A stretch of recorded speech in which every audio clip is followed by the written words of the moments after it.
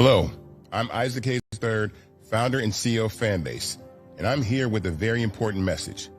We are at a turning point in the Black community where we must have equity in the apps we use that scale to billions of dollars. But this time, we own the infrastructure, we own the culture, and we shape the future. And Fanbase is the future.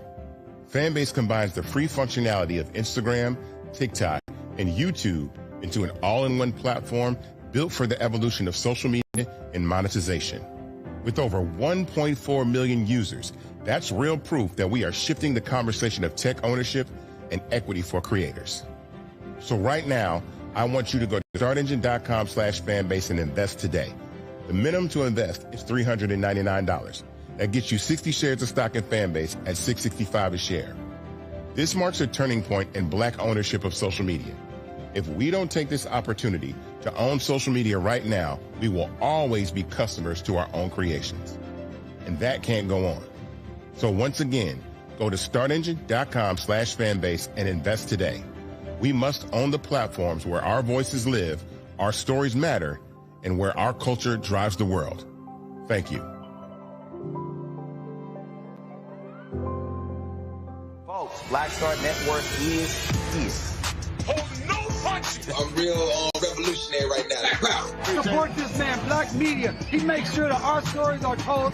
Thank you for being the voice of Black America, Roland. Stay Black. I love y'all. All momentum we have now, we have to keep this going. The video looks phenomenal. See, there's a difference between Black Star Network and Black-owned media and something like CNN. You can't be Black-owned media and be scared. It's time to be smart.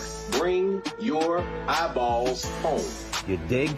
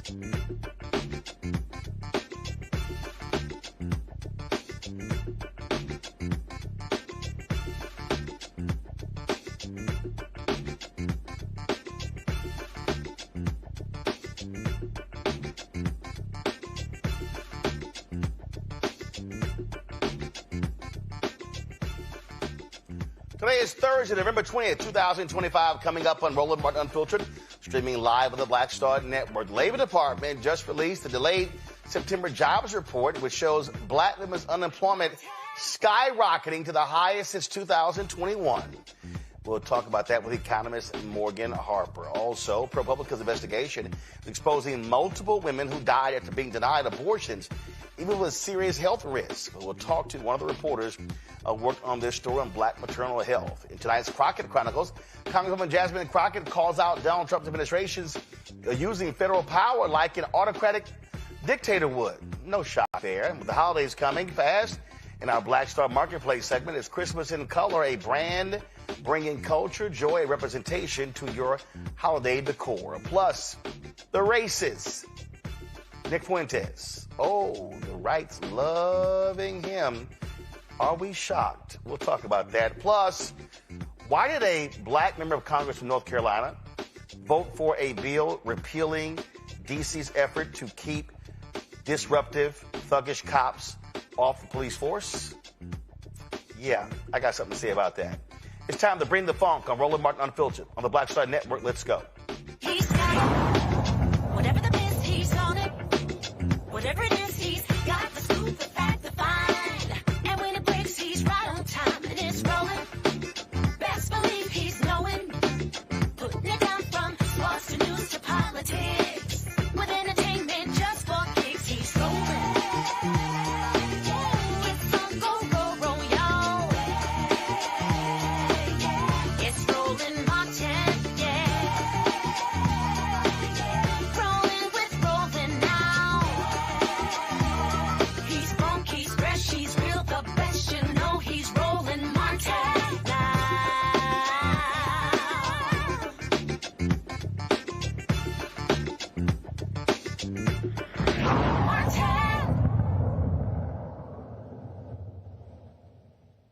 I remember a whole lot of quite loud and arrogant black folks and how amazing Donald Trump is going to be for the economy. Oh, they had lots to say until the actual facts come out. What do we see? This economy that he owns is in major trouble. That's right. The delayed September jobs report. Now, first of all, the White House is touting, oh my God, look at this, 119,000 jobs added. Look at this growth. Really? A significant increase from the 22,000 in August. But the overall unemployment rate went up to 4.4%. Black workers, the unemployment rate remains unchanged at 7.5%. Black men dropped several points to 6.6%, but black women increased to 7.5%, the highest since 2021. The delayed jobs report reveals a concerning trend, highlighting that black women are facing the most significant challenges in this economy. Morgan Harper is the Director of Policy and Advocacy at the American Economic Liberties Project. She's with us right now. Morgan, the White House is doing all they can to spin. But even Fox News is like, yeah, this sucks. Yeah, the September number was higher than expected, like you said, Roland, but there were these downward adjustments that were made. And so actually overall, there's about 900,000 fewer jobs created throughout the year than was previously expected. So the average monthly is just a few tens of thousands of jobs, much lower than what we were seeing even a year ago. And I do think it's important, to go a little bit deeper here. I mean, we're seeing the uptick in black women unemployment. We've talked about that a little bit before. Not a surprise given some of the cuts that have been happening in the federal sector where a lot of us have been employed and had stable jobs. And then when we look at the industries where the job growth is being driven right now, it is in leisure, restaurants, bars, and healthcare. And so we have to also think about the quality of those jobs. If we were talking about restaurants and bars, then not necessarily getting a guaranteed salary, not coming with the benefits, and that can lead to other effects in things like consumer spending. Another thing that I thought was interesting was the number of people that have college degrees that are also looking. We're starting to see an uptick there, and people that have college degrees that are not able to find jobs, including some young people. When we look at some of the sectors that are having layoffs, including the technology sector, that's likely to impact some folks in that category. And then also, we're talking about the tech sector and some of the areas where we're seeing job loss. It is in transportation, warehouses, where those have also been driving a lot of the job growth more recently. But overall, you're exactly right that the promise of this administration from campaign to inauguration and on has been that they're bringing back the manufacturing sector. And this is another month where we've seen an ongoing loss in manufacturing jobs. Yeah, I mean, and again, that they claim all these amazing things are going to happen, and it's not happening. And I don't know if you saw last night's show. I got a kick out of whiny ass Lawrence B. Jones on Fox News going, it's only been 9 months. I don't know how you can put all this on Trump. Well, Fox News sure as hell put it all on Biden. Yeah. Yeah. And, what's interesting is I don't know if you saw this press release that came out from the White House where they're touting all the accomplishments of the White House and how popular the accomplishments are. And it's, pointing to things like fewer foreign students at universities. And, we're starting to get beefing up border security. But then when you're asked to look at how people are feeling about the economy, that's the lowest result. And so it turns out, some of these immigration targets are not actually helping anyone's bottom line. And it'll be interesting to see, looking ahead to 26, how this all plays out. I don't know that the administration can count, or by extension, the Republican Party, a lot of folks that are going to be up. Is it going to matter some of these quote unquote cultural issues where they've been able to tout these so-called accomplishments when at the end of the day, these job numbers, the overall economic picture, and just how people are experiencing the economy right now is not very positive. And they're saying it when they're asked, and the polling is reflecting that. Well, that's one of the reasons why they have all of this spin. So they're trying everything to not talk about it. Even this, hang, shoot, execute Democrats. Look, Donald Trump is trying to throw everything out here to keep people not focused on his pathetic job when it comes to the economy. Yeah, and I'm going to point to another thing for us to continue to monitor here is the healthcare sector. This is where a lot of jobs have been created, but that's another area of a lot of sensitivity, vulnerability. So jobs are being created, but there's a lot of vertical integration in the industry, hospitals that are dependent on a lot of federal funds coming in that isn't necessarily guaranteed in this environment. And so that might not continue to drive that growth. And we're seeing, that the premiums are continuing to go up. Employers can't manage these costs. And that might also lead to a need to shed workforce or shed benefits, leading to other ripple effects in the economy for people if they have to go to the exchanges, should the exchanges continue to exist, if they're not getting employer-provided health care. So there's a lot of complexity here. I do think we're going to have to continue to look at health care. That's both immediate, just monitoring what's happening, but then also a discussion about what comes next. Because even in a world where the subsidies continue for the Affordable Care Act, these premiums are becoming unsustainable. Like I was saying, for a lot of employers, there's a lot of concentration of power where large companies that are on Wall Street are not necessarily focused on delivery of care or controlling costs, quite the opposite. And we've got to think through how to change those incentives to make sure that, yes, we continue to have a sector that's employing people, but also employing people to deliver medicine and care, not just reward shareholders. Well, it's going to be quite interesting to see how this plays out, and the economy is not getting better. There was I saw there was a front page. Do y'all have that front page of the Des Moines newspaper? I thought this was it was really interesting, Morgan, seeing this. I was this morning. I was looking at different stories or whatever, and I'm telling you, all these crying farmers, and they're sitting here. All upset. And again, they voted for this dude. This is the front page right here. The Des Moines Register, growing bankruptcies.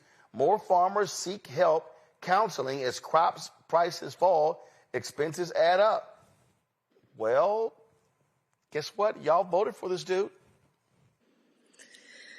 Yeah, I am very, very curious how 26 is going to play out. And yeah, I mean, I'm going to point to the, this White House release. I mean, even the accomplishments that they're trying to convince people, when you have to put out a release to convince people that the economy is strong, that already suggests something is a bit awry.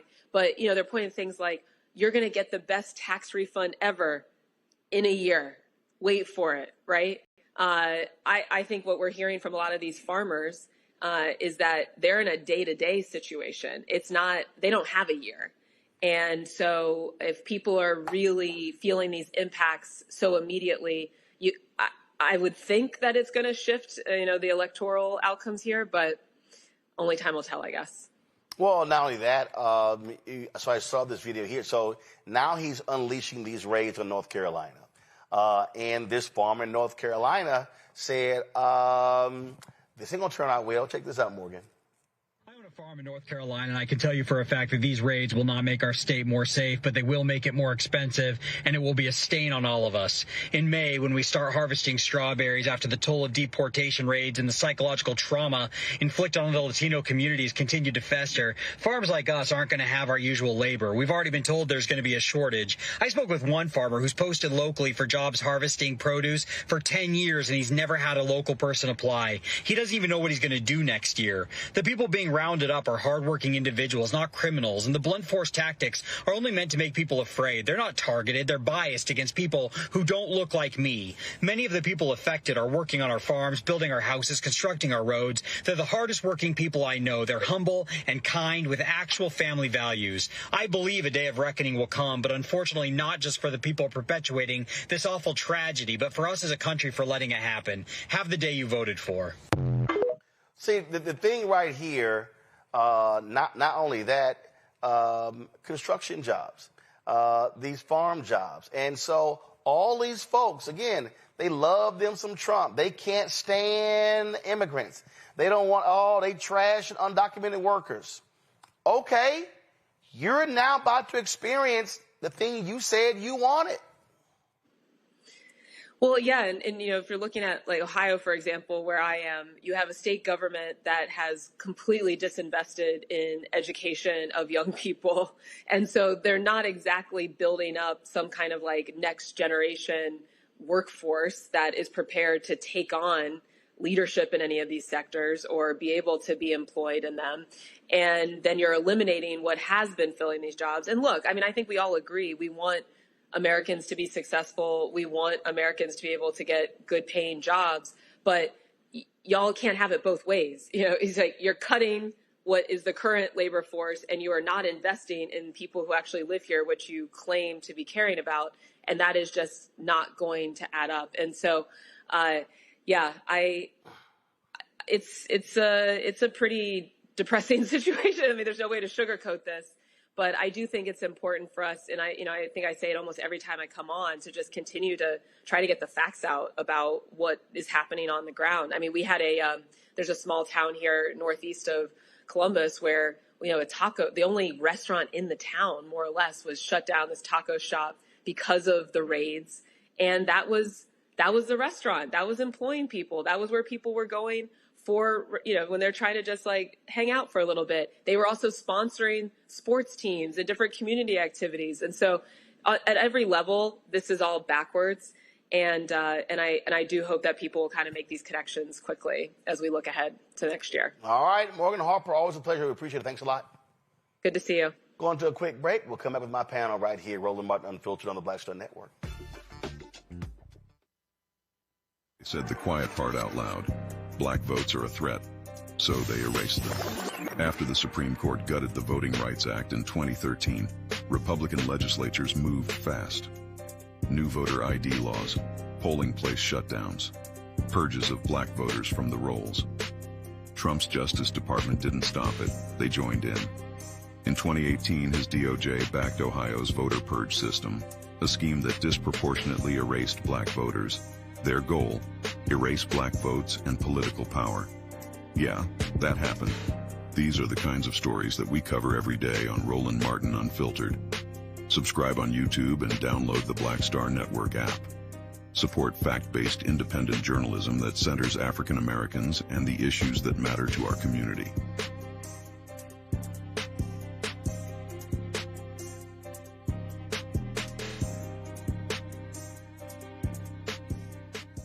Carl Payne pretending to be Roland Martin. Holla!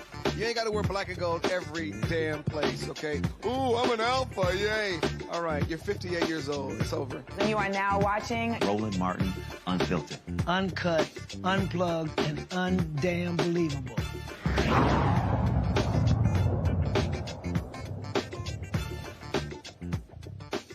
All right, folks, our panel, Reese Colbert, host of The Reese Colbert Show and creator of Am I Trippin' Game out of D.C.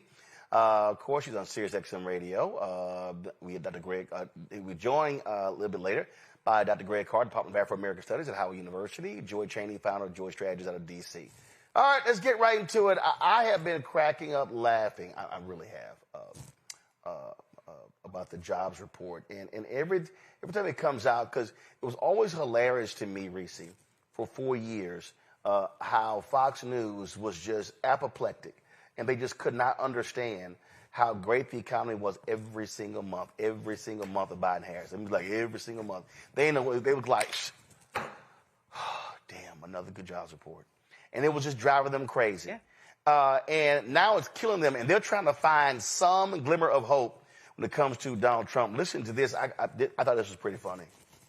The unemployment rate going up to what is a cycle high of 4.44% if you look at the full number. And it's not good news, because if you look at, these are people entering the workforce, not so much. The way that the Bureau of Labor Statistics calculates this, they interpret the numbers as follows. They use a Census Bureau population estimate to inflate the survey sample size to the U.S. population size. So the number that they're using, the census number they're using for population growth, is based on a comprehensive population update that was done at the end of last year. Chris Lowe, the economist, adjusted for known border crossings and deportations now under President Trump.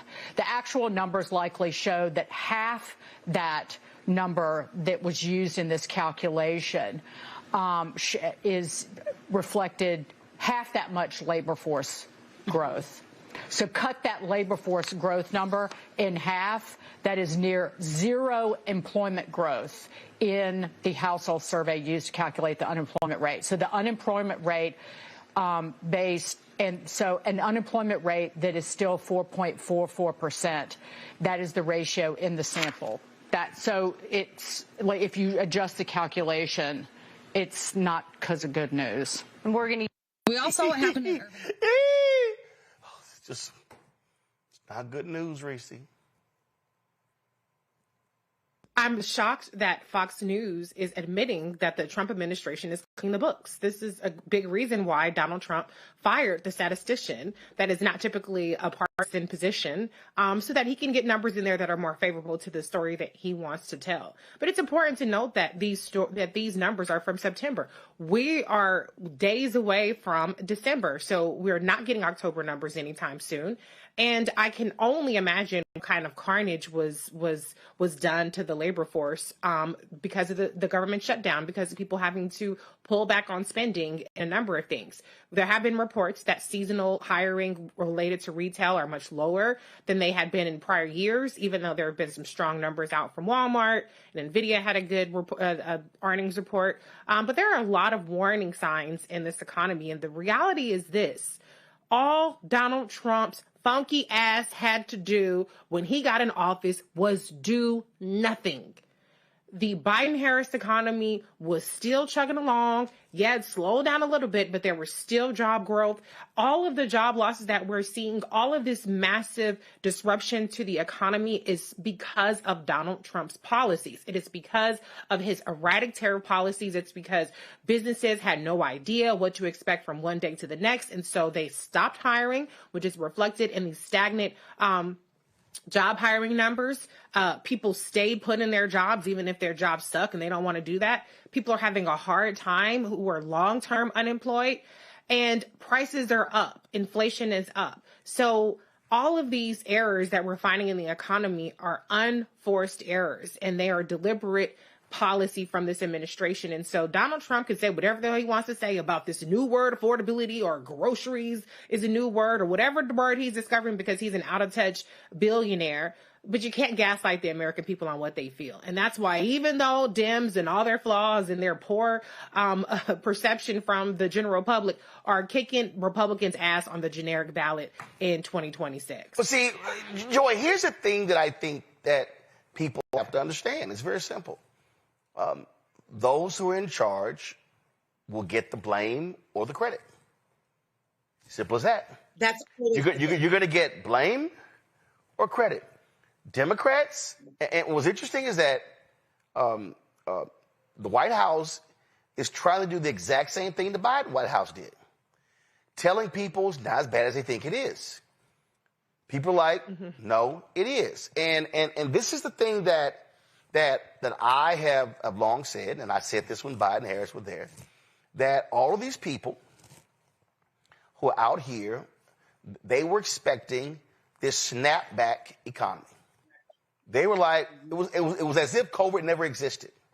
So they were complaining about inflation. They were complaining about prices. They were blaming, well, what can you do about it? Knowing full well the president actually can't.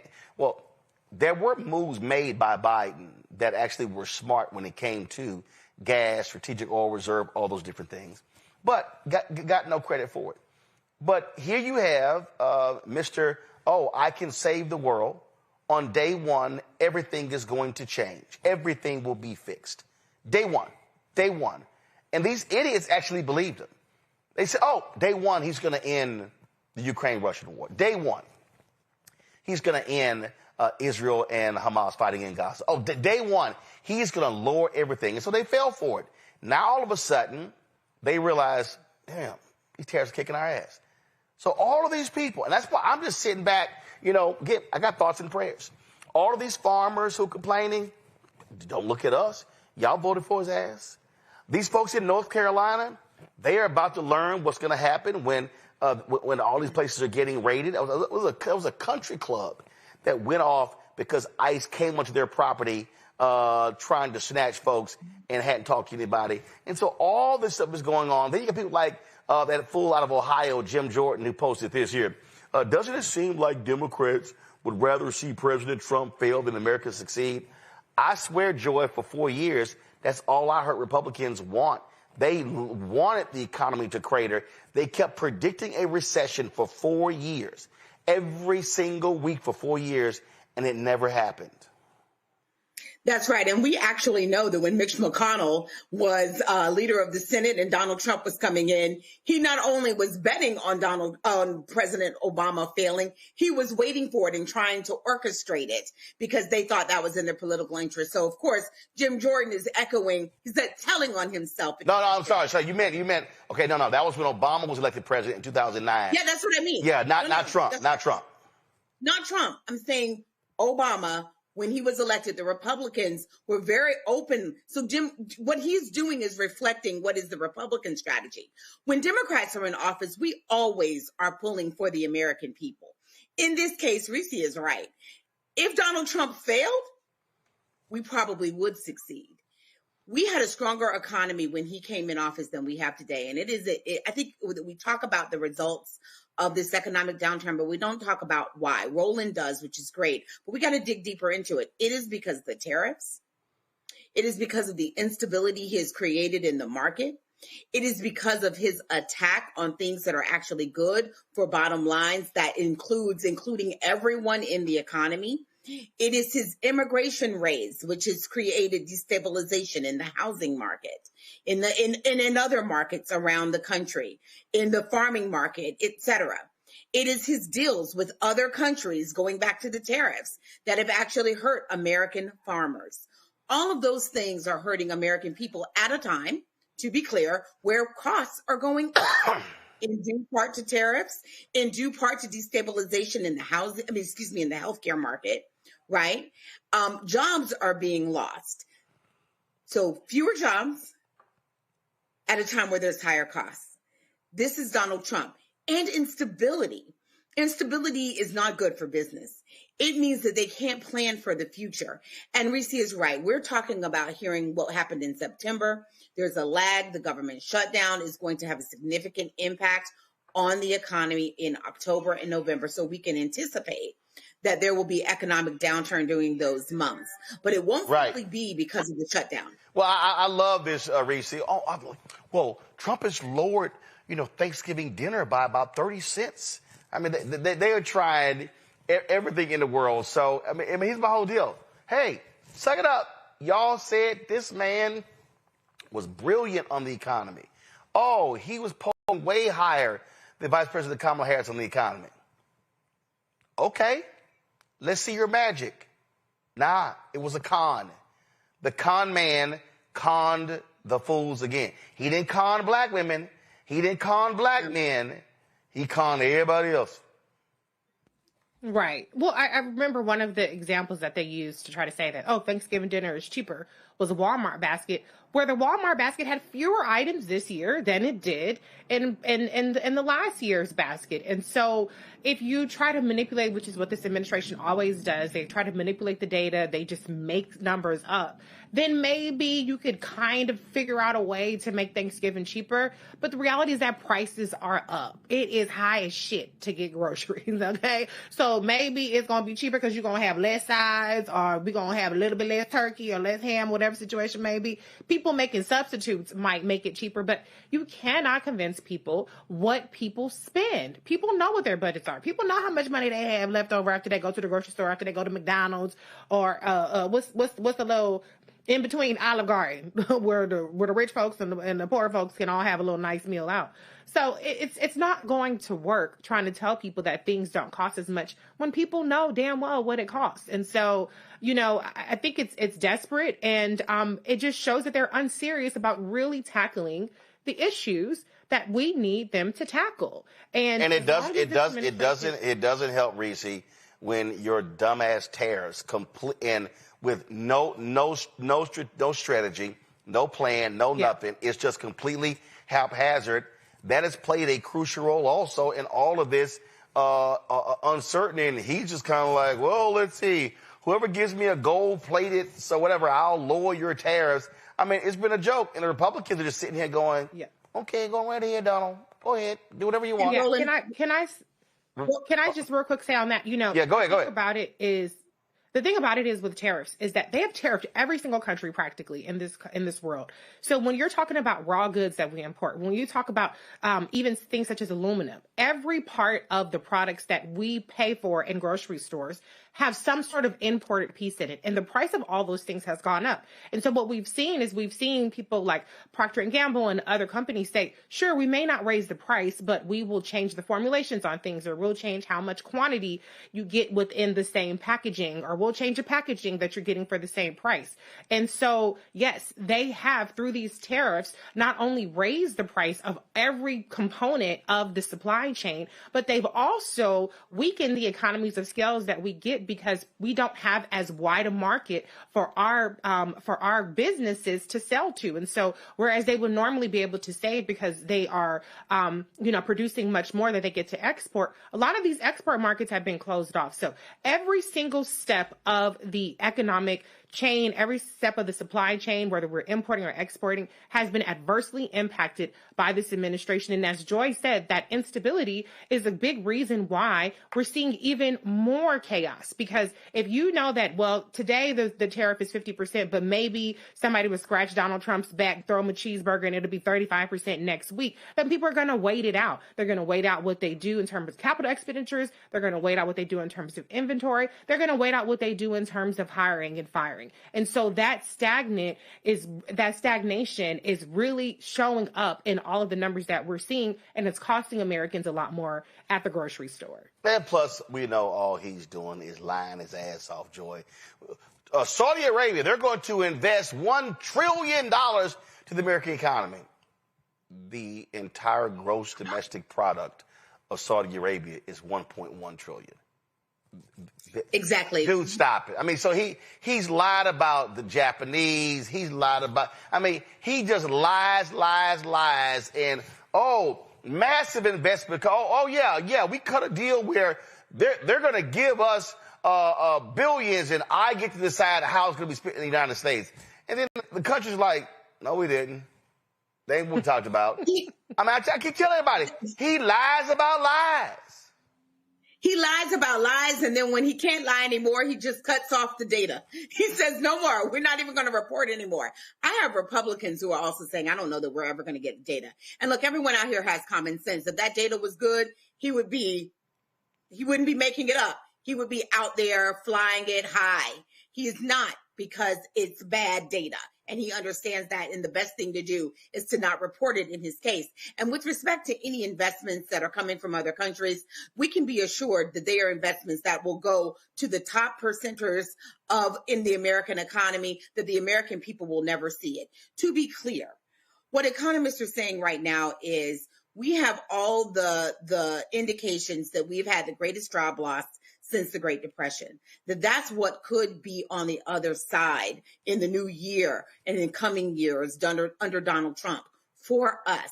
That's what they are saying when you're looking at historical data and patterns. That is a real concern. And Donald Trump doesn't seem to be making any changes to make that different. So he might float things out there like, I'm going to give you a check or I'm going to give you that. But my goodness, a one-time check?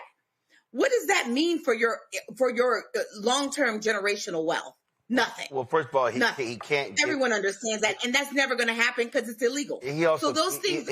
He also can't give you a check because that has to be passed by Congress. He just can't on his own say, I'm going to send out $2,000 checks. No, that has to be passed by the House and the Senate. So, but again, the idiots fall for it and they go, oh my God, Donald is great. He's going to send us $2,000. No, he's not. No, it's not because y'all fall for the okie doke. And I'm telling you, all I'm doing as every day progresses. What did I say back in January? I said people have to FAFO, and so they have to learn the hard way. What did I say? They're going to have to experience maximum pain to then realize, oh my God, what was I thinking? And so that's why I'm sorry. I have no feelings if you're Muslim in Dearborn, Michigan, and you're pissed off that the racist right wing is protesting Muslims in Dearborn, Michigan, and y'all think that voting for Trump gave you cover. I don't. I don't have any feelings for farmers in Nebraska and Iowa and Wisconsin and Pennsylvania and North Carolina and Georgia that vote in Michigan that voted for Trump. I don't. If y'all are going bankrupt, I'm sorry. I don't have anything for you because y'all voted for him.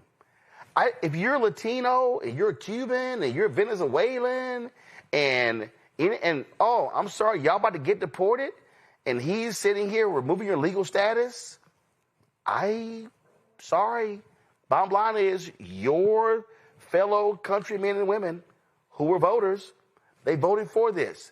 So the people who are experiencing massive amounts of pain, I feel nothing for them. I don't. Because this is what they voted for. And every time they say, oh, no, I voted for this, not this. No, when you vote, it's not a buffet. You're not a Golden Corral. You don't get to pick and choose what I voted for. Nope. You vote for all of it, whether it's good or bad. So I'm like, sorry, suck it up. And I gotta go to a quick break. And we come back. Right. We got to deal with this here. Republicans repealing a D.C. law, including keeping thuggish cops off the force. And a CBC member voted for it. I'm talking about it next. You're watching Roland Martin Unfiltered on the Black Star Network. Support the work that we do. Join our Brina Funk fan club. You want to give via Cash App, use a Stripe QR code. You see it right here, bottom left-hand corner. That's for also credit cards, PayPal, R Martin Unfiltered, Venmo, RM Unfiltered, Zelle, Roland at RolandSMartin.com. Roland at RolandMartinUnfiltered.com. Check the money order. Make it payable to Roland Martin Unfiltered. P.O. Box 57196, Washington, D.C. 20037-0196. Back in a moment. If in this country right now you have people get up in the morning and the only thing they can think about is how many people they can hurt, and they got the power, that's a time for mourning. For better or worse, what makes America special, it's that legal system that's supposed to protect minorities from the tyranny of the majority. We are at a point of a moral emergency. We must raise a voice of outrage. We must raise a voice of compassion. And we must raise a voice of unity.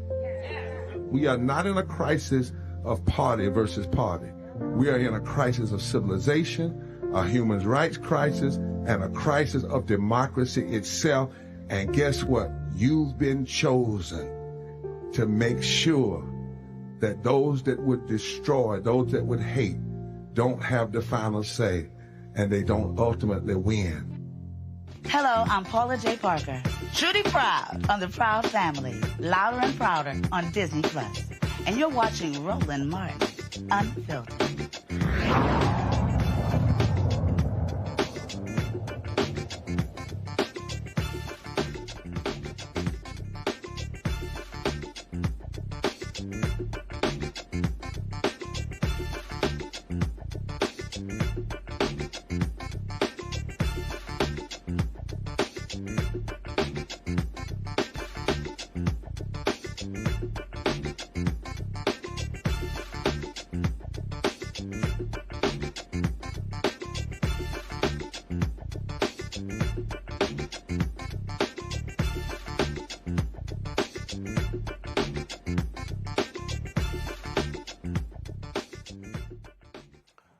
House Republicans pushed through 2 bills on Wednesday aimed squarely at rolling back D.C.'s recent justice and policing reforms.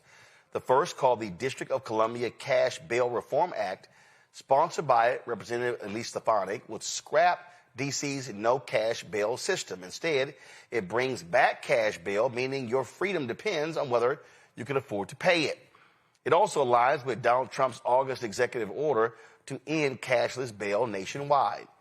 The second bill, the Clean D.C. Act, sponsored by Congressman Andrew Clyde, aims at the city's police reforms.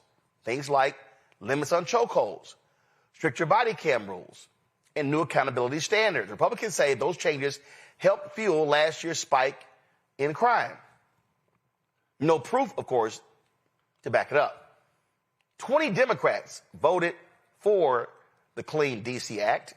They are Henry Cuellar out of Texas, Don Davis out of North Carolina, Laura Gillen out of New York, Jared Golden out of Maine, Maggie Goodlander out of New Hampshire, Josh Gottheimer out of New Jersey, Adam Gray out of California, Marcy Kaptur out of Ohio, Susie Lee out of Nevada, Dave Min out of California, Jimmy Panetta out of California, Chris Pappas out of New Hampshire, Marie Glucia de Camp Perez out of Washington State, Josh Riley out of New York, Patrick Ryan out of New York, Kim Schreier out of Washington, Eric Sorensen out of Illinois, Thomas Asiozi out of New York, Eugene Vindman out of Virginia, George Whitesides out of California. So 20 Democrats, 1 CBC member. Now, Congressman Don Davis comes from a +2 red district. They've gerrymandered his seat to gerrymander him out. So here's my question to Congressman Don Davis. I need you to explain to the people. You're not from D.C. So let me be real clear. Don Davis represents North Carolina. There are no constituents of Don Davis or any of these Democrats in Washington, D.C. But I'm going to need them to explain to me, why in the hell would you vote for a bill that's there to protect citizens? Explain to me the logic behind this. We reached out to his office, no response. I text him, no response. But this is the kind of crap Republicans do because Congress has oversight over D.C. With Republicans in charge, they can do whatever they want. And these 20 Democrats should be challenged on that. These 20 Democrats should be challenged on, y'all like chokeholds? Are y'all saying that you don't want body cams? Are you saying that you don't like accountability? But it's amazing. No answer. Oh, I'm going to keep texting him, and I'm going to call him. Because that's shameful and despicable. And these 20 Democrats and Republicans should be called out because they clearly don't give a damn about the residents. Reese? Yeah, I mean, it's no surprise that a bunch of white Democrats don't give a damn about police brutality. Much of these things are the same topic of that racial reckoning that we had in 2020 around George Floyd and Ahmaud Arbery and Breonna Taylor. So this is a slap in the face. It's a slap in the face to the blood that was spilled and to the protest movement that really got some tangible gains. But it's also a slap in the face to the autonomy and self-governance of residents of D.C., most of whom are Black. And so it's just arrogance, and it's stupid. It's stupid, and it's cowardice because Democrats these Democrats, there were obviously hundreds of Democrats that didn't vote this way, but you have a segment of Democrats that are too afraid to ever appear to be anything other than bowing down and capitulating to the police force. And so, yeah, Don Davis, that's disgraceful. At a minimum, stay out of DC's business. Hello. So yeah, I don't understand what that is. He's new to Congress, getting there in 2023. So I don't have the ability to say he's a hypocrite for any kind of George Floyd justice and policing activity, but it's definitely disgraceful, and I'm glad you're calling it out, Roland. Well, it deserves to be called out because, again, the whole point here is how do you have police accountability? And what these 20 Democrats and Republicans are saying is, oh, yeah, we don't want any accountability of police in D.C. That's what they're saying, Joy, pure and simple. That is what they're saying. What they're also saying is that their constituencies want to see law and order, and they can't do anything about it on their local streets because, of course, a member of Congress doesn't control local policing policy. So they're going to do it by proxy, beating up on the people of Washington, D.C., interfering with their ability to engage in home rule. I have a friend on that list. I was surprised to see him, so apologies for being taken aback. I will be reaching out to that friend to say, WTF, please explain your vote. And of course, I'm a former staffer. I don't, I'm not going to, say that there can't be some reason why they would have voted for them. But my guess is that they think that if they can capitulate, they don't really support this bill, but they feel like if they can be on the record that somehow that's going to endear them to their constituents. Guys, it'll never work. First of all, it's an easy answer. It's an easy answer. If you get criticized, say, I don't represent Washington, D.C. Exactly. That's all you got to say. The answer is, if you pull this up again. Y'all, look at the people who voted for it. I'm going to read, where are they from? Texas, North Carolina, New York State, California, Maine, New Hampshire, New Jersey, California, Ohio, Nevada, California, New Hampshire, Washington State, New York State, Washington State, Illinois, New York State, Vindman, out of Virginia, California. The answer is real simple. Those are not my constituents. I don't represent them. And the bottom line is, so go to my iPad. This is from WJLA. The law that was passed, y'all, it now goes to the Senate.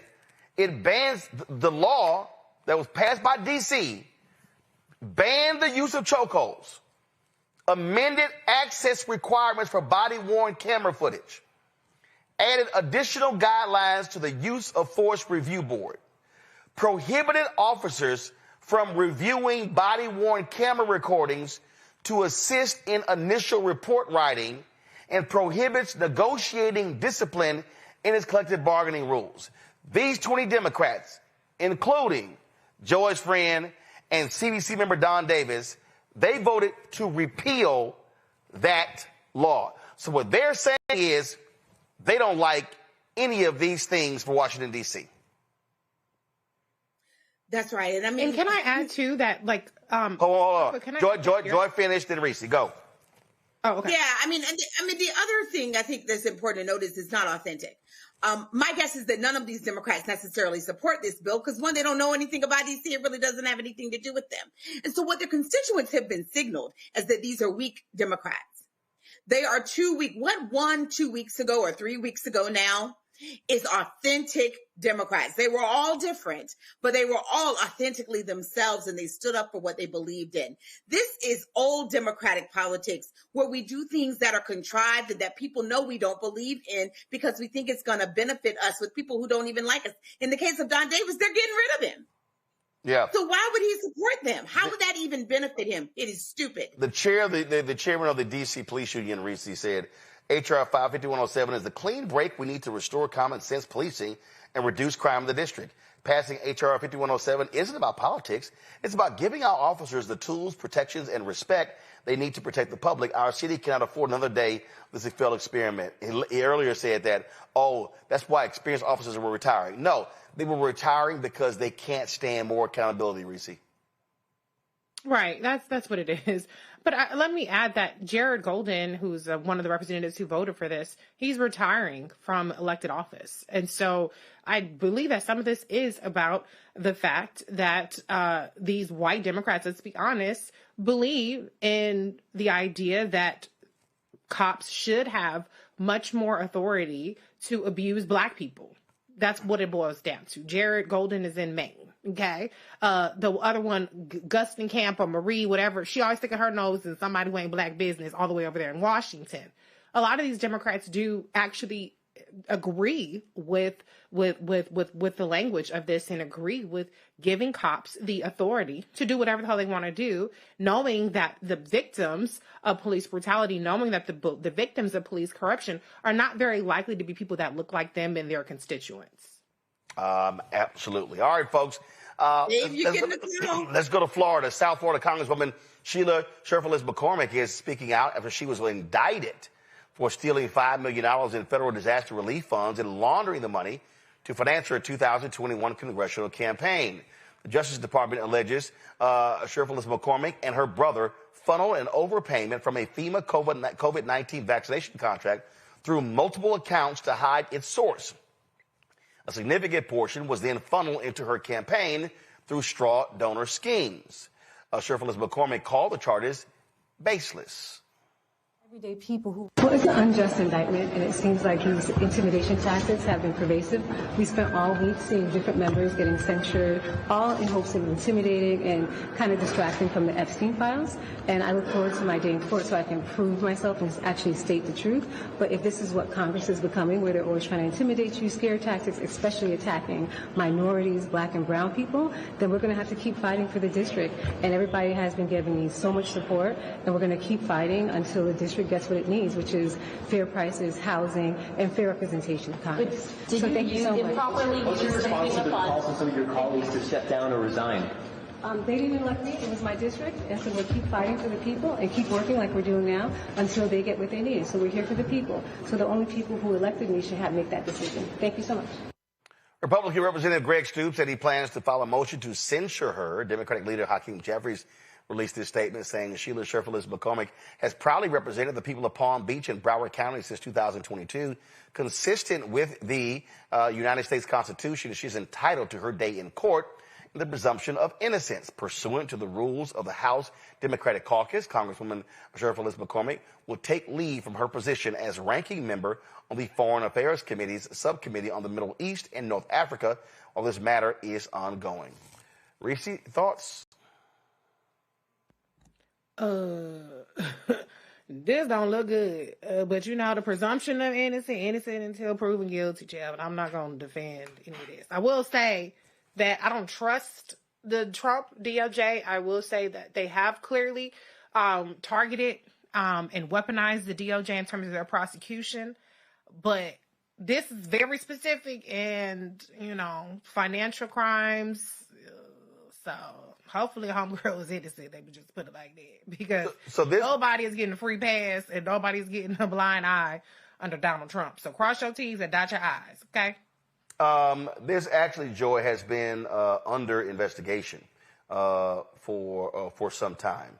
And in fact, if you actually look at, this is the statement, the press release. It mentions her brother, Edwin Sherfless, 51. It also said the indictment further alleges that Sherfless McCormick and Nadege LeBlanc, 46 of Miramar, arranged additional contributions using straw donors. The indictment also charges Sherfless McCormick and her 2021 tax preparer, David Spencer, with conspiring to file a false federal tax return. So there are multiple individuals who are being targeted. If convicted, Sherfless McCormick faces up to 53 years in prison. Edwin Sherfless faces up to 35 years in prison. LeBlanc, 10 years. Spencer, up to 33 years. Joy? Yeah, I mean, look, we're going to find out what happens here. I don't jump to conclusions. You're innocent until proven guilty. That's the case always, even with Donald Trump. He has been proven guilty. That's the crimes. Those are the crimes that I'm most interested in, the crimes that he is committing and that he's been accused of and the members of his administration have been accused of, because they're the ones that really hurt the most Americans. But yeah, absolutely. If someone has engaged in a crime where they are siphoning off federal funds, engaging in something that ultimately hurts their local community and abuses taxpayer dollars, absolutely. I want them fully prosecuted.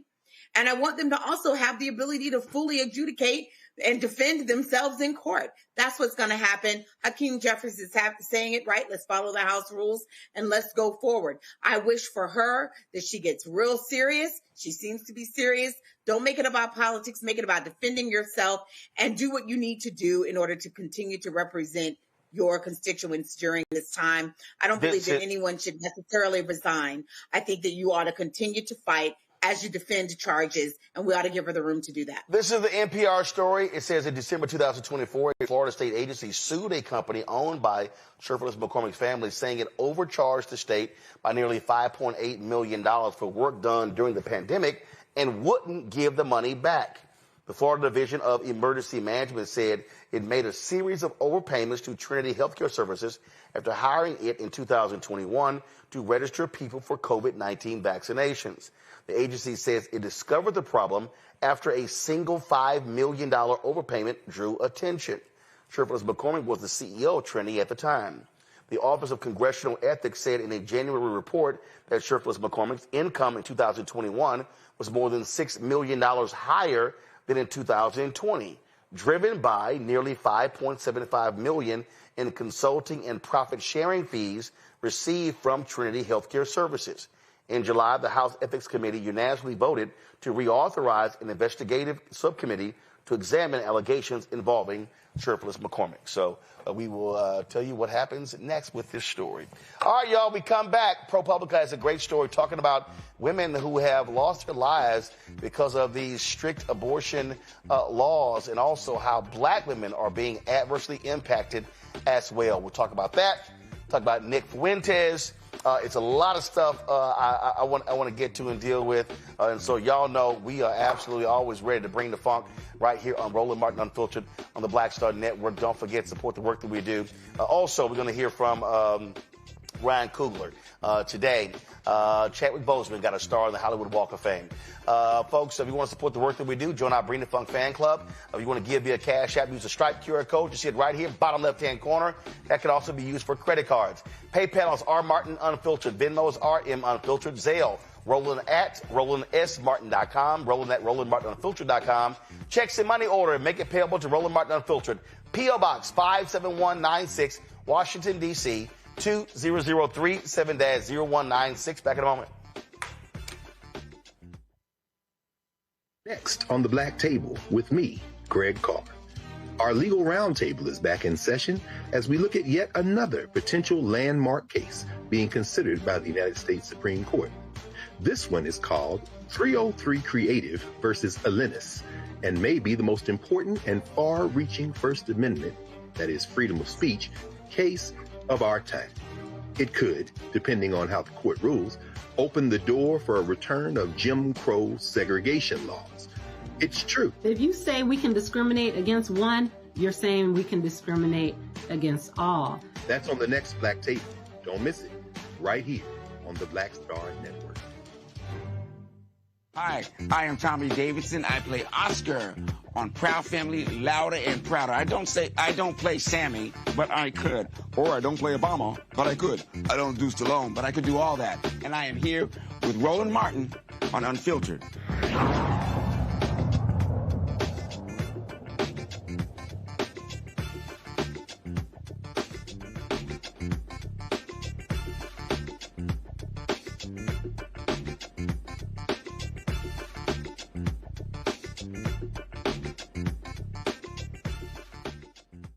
This week we had two stories about black women who were pregnant and turned away at a hospital after being mistreated by hospital staff. Good news, both mothers and their babies are alive and healthy so far. However, that is not the case. ProPublica has published an article detailing the disparities in black maternal health, highlighting stories of black mothers who did not survive. One tragic example, 37-year-old Tiara Walker from Texas, who died 20 weeks pregnant after doctors refused to provide her with an abortion despite severe health risk. ProPublica reporter Kavita Sumrana joins us now to discuss this investigation. Glad to have you on the show, Kavita. What did y'all find out? Thank you for having me. Well, I think the most important thing to know about this particular story is looking into that the fact that abortion bans in the United States don't have real health exceptions for the kinds of risks that women routinely face in pregnancy. And this case really shows that. Tiara Walker, who lived in San Antonio, she was 37, a dental assistant with a 14-year-old son, spent much of her pregnancy in the hospital. She had skyrocketing blood pressure, diabetes, then she developed a seizure disorder and blood clots, and she entered her pregnancy sick, and she got sicker as it went on, as doctors expected. But despite that, and despite asking if an abortion would protect her health, she was never offered that option, her family says, who spent much of the time in the hospital with her, and her records show as well, which we reviewed in depth with more than a dozen maternal health experts across the country. And when you look at how much time she spent in the hospital and see that at least 90 doctors were involved in her care, I really think it points out to how these laws have changed women's health care in Texas and other parts of the country. And because we know that there's a maternal mortality crisis, a maternal death crisis in the United States already before this, and that has fallen hardest on the Black community because of longstanding issues in both, healthcare systems and socioeconomic factors and racial discrimination in the healthcare system, that these laws just worsen that. And this was exactly what many of us said was going to happen. And part of the problem is that you have doctors who are so concerned because they don't know what the hell to do, threats to take their license. And so many folks say, you know what, we're not going to do anything. Yes, in this case, we tried to reach out to some of the doctors involved in key parts of her care. We reached out to the hospital and none of them would talk to us, but we have been doing this reporting for years now. We've talked to more than 100 OBGYNs across the country. We've written about specific cases where the doctors did describe how they were confused by the law, that a patient in front of them had a very serious life-threatening condition, but their legal teams weren't allowing them or supporting them to provide care. Sometimes what happens too is you have to remember it's not just one doctor making a decision on a case. These doctors have to work with a whole staff, and especially when a procedure is complicated. So there's a lawsuit going on right now in Texas of a woman who it was written in her records that she needed a life-saving abortion because she had end-stage renal disease, but they couldn't find an anesthesiologist who would participate in the care. So the doctors were ready to, but one doctor who was key wouldn't, or sometimes you hear it's nurses, they can't find a nurse who will help.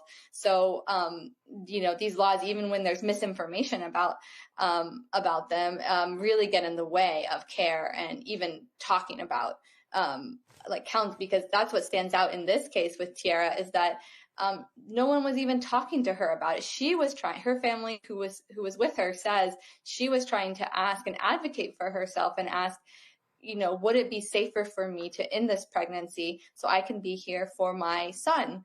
And they feel that she was dismissed and told over and over, your pregnancy is healthy and we're just going to work on getting your health under control. But her health never got under control. And at 20 weeks, she died of preeclampsia. Yeah, and again, this woman's dead. And let's be real clear. Texas Republican lawmakers, they don't give a damn. We always try to reach out to the lawmakers who've written these laws. And actually the legislature had made a small change to the exception in their law this past year. So we reached out to them to ask, that exception or the language was not in effect when Tiara Walker's case happened last year. Do they think it would change the outcome for a patient with similar conditions going into pregnancy, again, with uncontrolled blood pressure, diabetes, and a seizure disorder? Is that what they intended with this law? Because doctors who've spoken to us, they're not sure if their hospitals will support them. And you would think it would be an easy answer to respond to, but we only heard back from one Democratic state senator who just told us that she had pushed for a clear health exception, but her Republican colleagues, they listen to the far right of their base that really doesn't want to see any exceptions in these laws. I think that's something important to point out, that at every step, not just in Texas, but in other states that have these laws on the books, the anti-abortion activists who have basically written them and supported them, they really fight back against any effort to create a health risk exception. There are exceptions called for the life of the mother, but they're written in ways that are supposed to be for emergencies or extremely narrow. And when anyone tries to say, why isn't there one for just a high-risk pregnancy? That's what so many women in America face. They go into pregnancy with underlying chronic conditions, or they may develop them in pregnancy. They've fought back and they've won. Questions from the panel. Joy, you first. Well, first of all, thank you so much for doing this story. What is the family planning to do in terms of a lawsuit, right? Are they going to sue? Because the counterbalance here has to be malpractice suits that are levied against these doctors and the healthcare professionals in the hospital to make them give pause to say, look, not only are there these laws, but our hospital might shut down because of the lawsuits and the legal fees that we might have to pay because of these decisions, so that they will put pressure on their elected officials to create exceptions that protect them and their patients. That's what we'll be watching. The family wants justice. They want accountability. And they've engaged a lawyer who is looking into filing a lawsuit and what kind of legal remedies there can be. Because one thing people don't think about is that there's often, in Texas, I don't know all the specifics, but the lawyer that they're working with did tell me that there's extremely strong protections for emergency room doctors.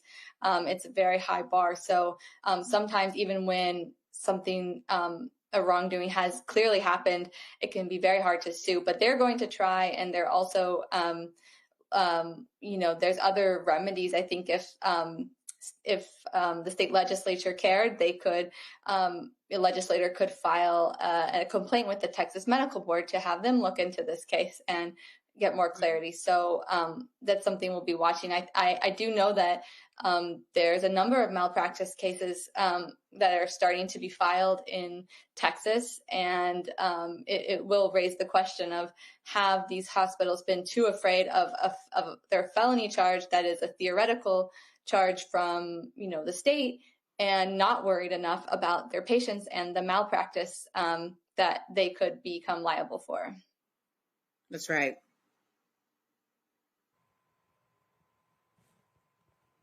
Reese? Thank you for being here. I'm curious, how public is data around issues of maternal or infant mortality in these states that have abortion ban, is there a way, do you find that it's more prominent in particular hospitals, or is it particular providers? You mentioned that one of the subjects had 90 doctors see her over the course of her hospitalization. So I'm just curious if mothers could potentially protect themselves by accessing data that shows where this problem is more pronounced, or if you found that it's more so statewide as opposed to concentrated in particular areas.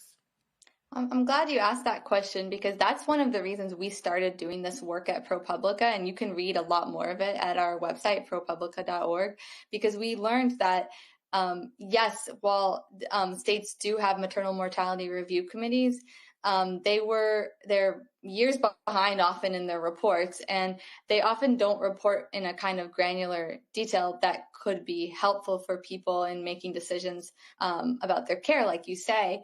And they're not looking specifically into the impact of these very laws that their state legislatures passed, which are some of the biggest changes to maternal health policy in 50 years. They're not looking into that.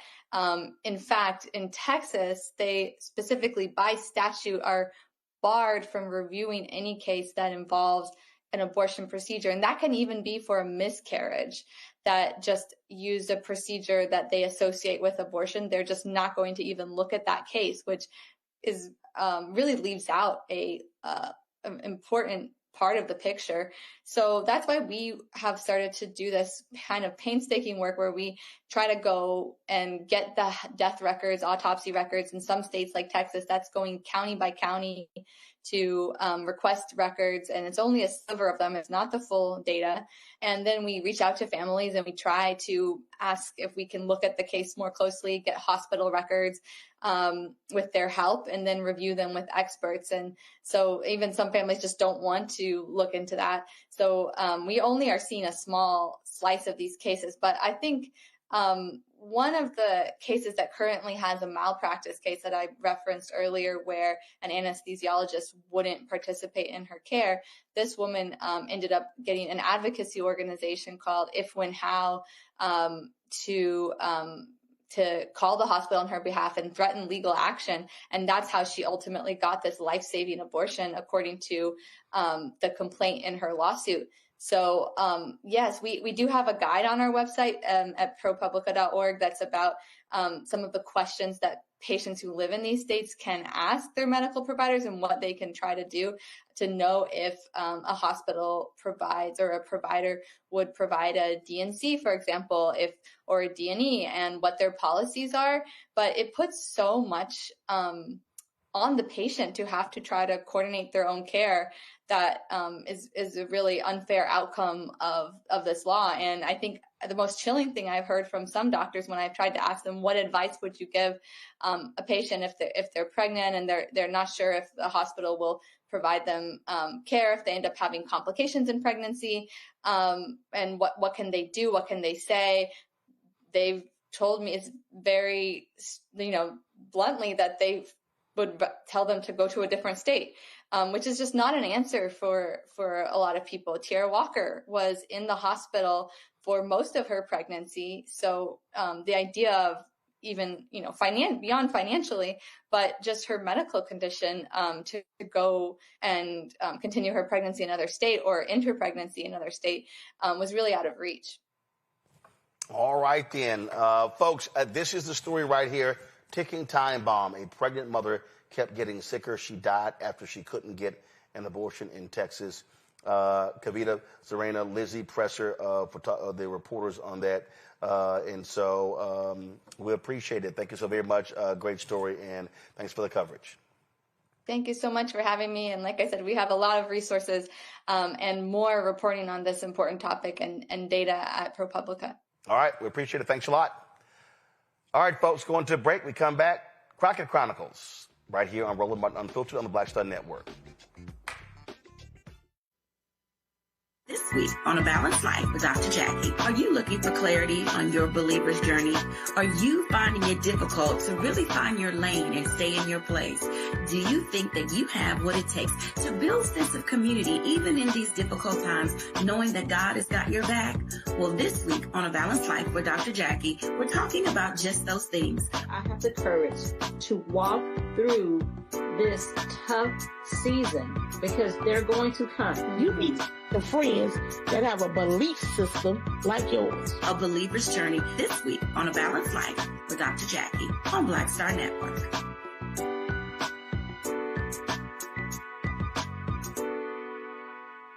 This week on The Other Side of Change. Book bans, anti-intellectualism, and Trump's continued war on wisdom. This is a coordinated backlash to progress. At the end of the day, conservatives realized that they couldn't win a debate on facts. They started using our language against us, right? Remember when we were all woke and the woke movement and all that kind of stuff? Now everything is anti-woke, right? When we were talking about including diversity, equity, inclusion, and higher education, now it's anti-DEI. All this are efforts to suppress the truth because truth empowers people. You're watching The Other Side of Change only on the Black Star Network. Next on the Black Table with me, Greg Carr. Our legal roundtable is back in session as we look at yet another potential landmark case being considered by the United States Supreme Court. This one is called 303 Creative versus Alennis, and may be the most important and far-reaching First Amendment, that is freedom of speech, case of our time. It could, depending on how the court rules, open the door for a return of Jim Crow segregation laws. It's true. If you say we can discriminate against one, you're saying we can discriminate against all. That's on the next Black Table. Don't miss it. Right here on the Black Star Network. Hatred on the streets, a horrific scene, a white nationalist rally that descended into deadly violence. White people are losing their damn minds. As an angry pro-Trump mob storms the U.S. Capitol, we're about to see the rise of what I call white minority resistance. We have seen white folks in this country who simply cannot tolerate black folks voting. I think what we're seeing is the inevitable result of violent denial. This is part of American history. Every time that people of color have made progress, whether real or symbolic, there has been what Carol Anderson at Emory University calls white rage as a backlash. This is the rise of the Proud Boys and the Boogaloo Boys. America, there's going to be more of this. Here's all the Proud Boys, guys. This country is getting increasingly racist in its behaviors and its attitudes because of the fear of white people. The fear that they're taking our jobs, they're taking our resources, they're taking our women. This is white fear.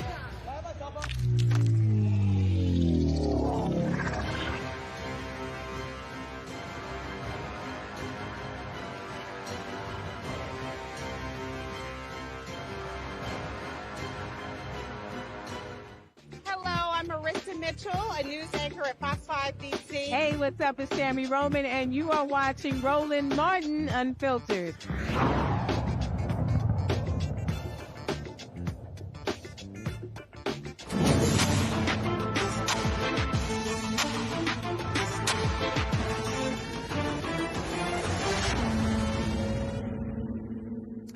Congresswoman Jasmine Crockett on the House Judiciary Committee went off on the twice impeached, criminally convicted felon-in-chief, Donald Trump. Watch. Since January, Donald Trump has used the full power of the federal government to attack Americans in cities across the country.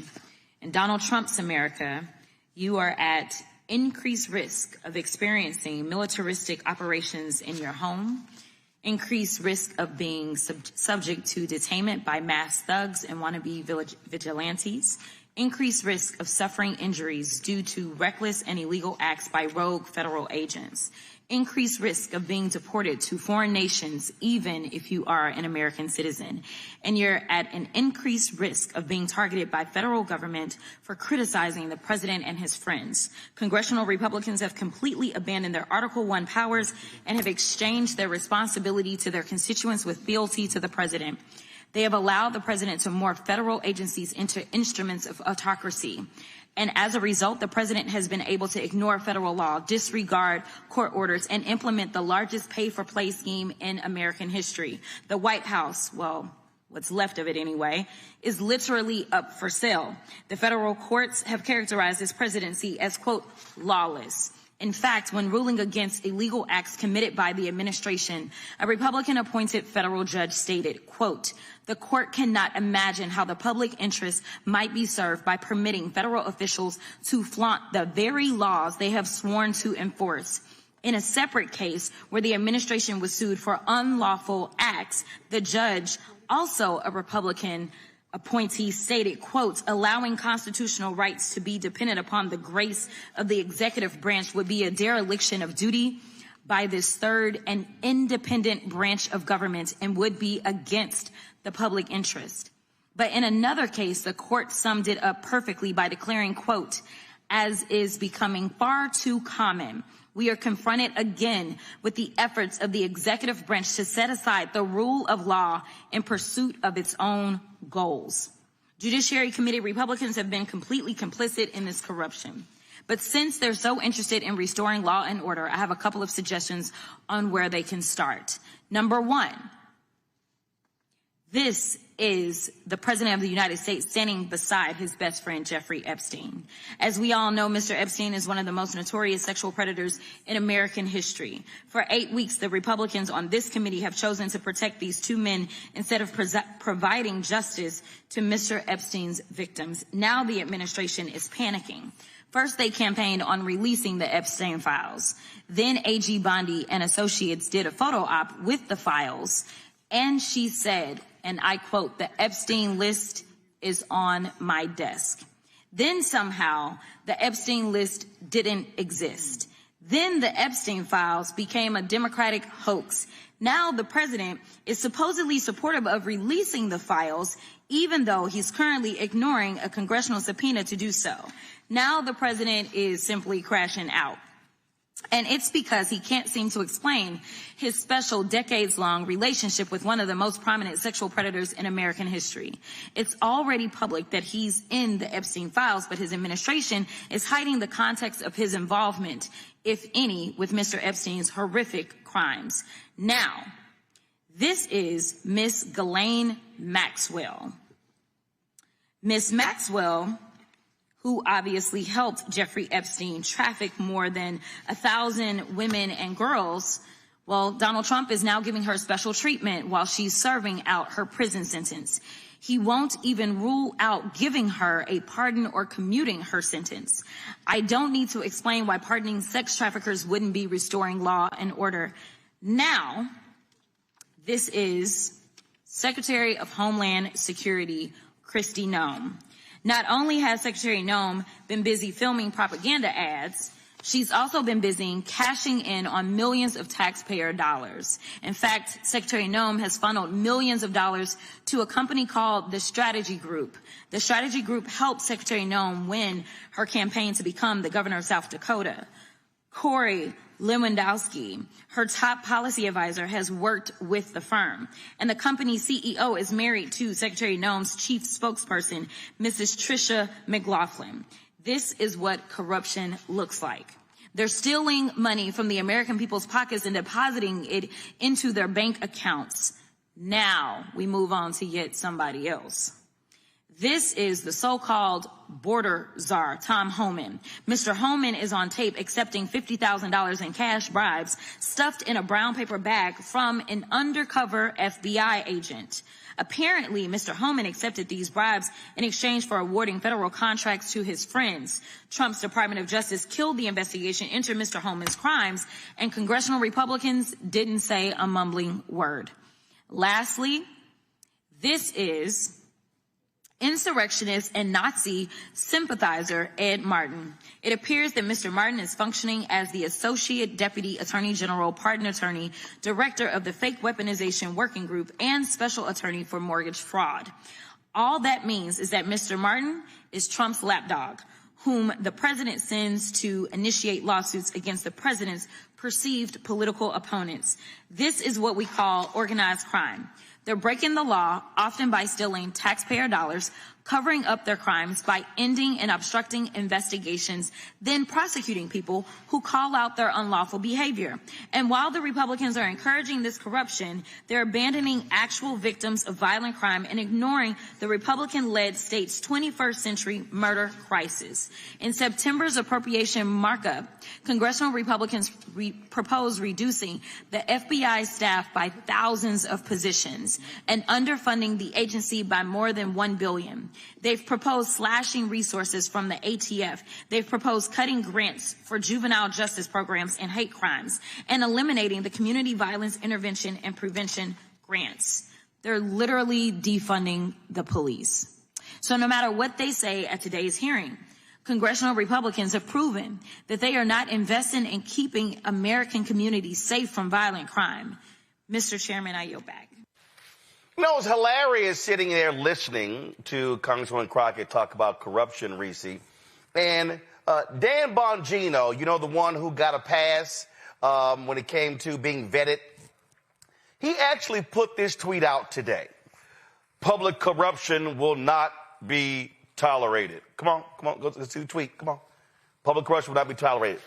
Reese, I'm laughing because Donald Trump has pardoned a number of people who were convicted of public corruption.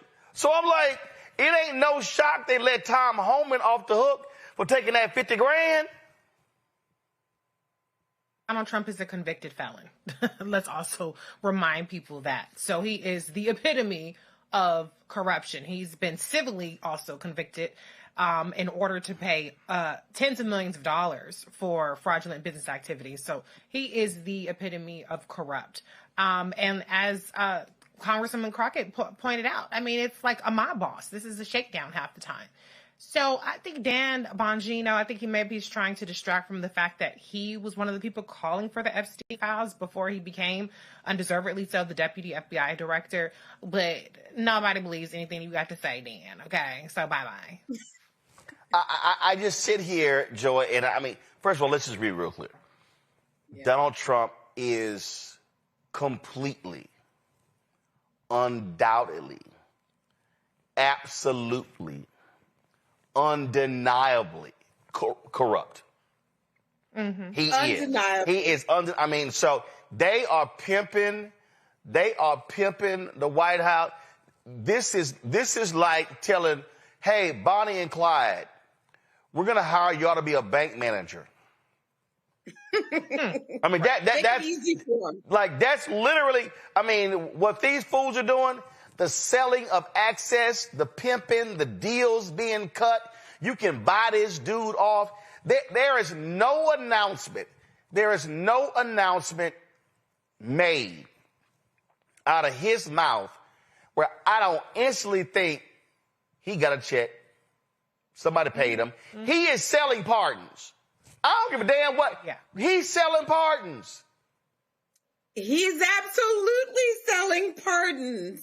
And then when he can't sell it, he just doesn't prosecute at all. He undoes things that were already in progress for his friends. And then when they point it out, they say, you know what, this person invested in your company, or this person has a personal relationship with someone who has a financial interest in your company. He says, oh, well, a lot of people like them, as if that's a legal standard. This man is corrupt. Birds of a feather flock together. And, you know, I was listening like, why is he just being so open about it? I personally think he's being open about it because it serves two purposes. One, it lines his pockets. But the other thing is it distracts us all, right? So now we have to talk about it, and we should, right? But it hides whatever else corrupt he's doing down the line. Moreover, I think just things aren't working together on policy. The economy, as we began the show, the economy is doing poorly. His tariff policies aren't going the way he wants them to go unless he tries to buy people, right? Where they give him, like the Swiss did, give him a watch or give him a gold bar or give him something, right? And also like his immigration policies are hated. All around, he's seeing failure after failure. Governing is harder than it's ever been. And his foreign policies are not the success that he purports them to be. And so he's going back to what he knows. Well, what he knows is the grift. Look, he wants to be a dictator. He desperately wants to be a dictator. Now federal judges ruled that, yes, his order to have National Guard in D.C. was unlawful. More federal judges are ruling against him. And so this is somebody who is absolutely, beyond a doubt, idiotic. And we're seeing what happens when you put someone who has no morals, no values, no principles, no ethics in a position of authority. Greg Carr joins us right now. And Greg, what Congresswoman Crockett laid out, we're dealing with a dictator. We're dealing with somebody who loves dictators, and we're dealing with a thug. He is the thug in chief. He is a corrupt thug. That's who Donald Trump is. And MAGA, for every day they suck up to him, all they're simply doing is just lining his pockets, and he don't give a damn about none of they broke asses. None. He does not, brother. He does not. And forgive me for being late and for the lighting. I'm here in Philadelphia, the Black Male Educator convening. A room, 1,000 educators from all over the country, mostly black men.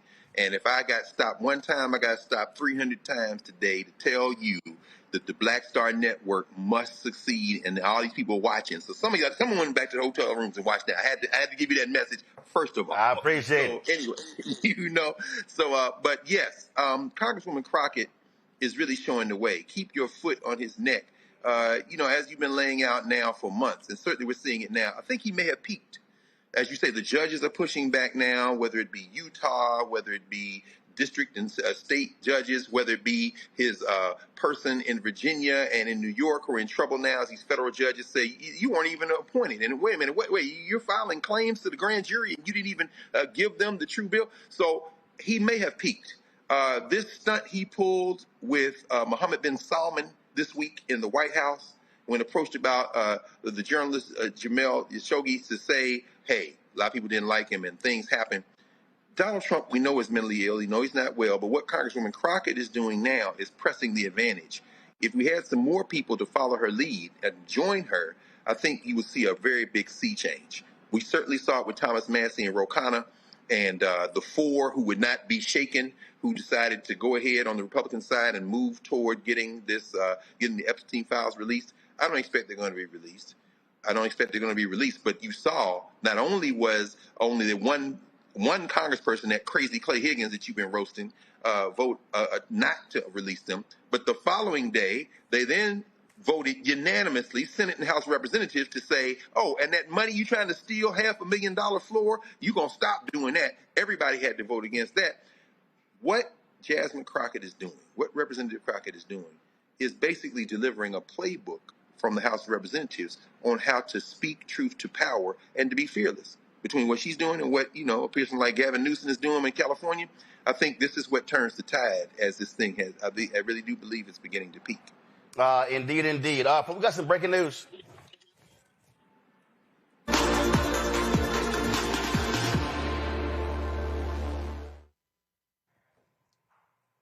Fugees rapper Pras Michel, 14 years in federal prison. He was sentenced today in a court in D.C. This is Associated Press story right here. He, of course, sentenced to 14 years in prison over illegal donations to the Obama campaign. The story lays out right here that he declined to address the court before he was being sentenced. In April 2023, he was convicted of 10 counts, including conspiracy and acting as an unregistered agent of a foreign government. Of course, a number of people testified in that trial, including Leonardo DiCaprio, as well as former Attorney General Jeff Sessions. Justice Department prosecutors, this is the AP story, said federal sentencing guidelines recommended a life sentence for Michel, whom they say, quote, betrayed his country for money and lied unapologetically and unrelentingly to carry out his scheme. His sentence should reflect the breadth and depth of his crimes, his indifference to the risk to his country, and the magnitude of his greed. His attorney said the 14-year prison sentence was, quote, completely disproportionate to the offense. He is going to appeal his conviction. His defense attorney recommended a 3-year prison sentence as well. So, again, of course, one of the founders of the Fugees, Pras Michel, sentenced 14 years in prison. Hey, there's a way to get out. Now, granted, he was sentenced for trying to funnel donations to Obama, But trust me, we know how Trump works. He'll gladly take $3, $4, $5 million check to issue a pardon. So we'll see what happens here. And so all y'all were hoping for a Fuji's world tour. Remember when they called that tour off? I was like, that may not happen ever again. That is the case now. All right. Let me actually, I won't go to a break. Talk about this story here. A federal judge has ordered Alabama to use a new state Senate map in the upcoming 2026 elections, ruling that the current districts illegally dilute the voting power of black residents in Montgomery. U.S. District Judge Anna Monasco, a Trump appointee, found that the state violated the Voting Rights Act by packing black voters into Senate District 26, limiting their influence elsewhere. The new court-selected map unpacks District 26 by redistributing some black voters into the adjacent District 25. State Senators Kirk Hatcher, a Democrat, and Will Barfoot, a Republican, currently represent these districts.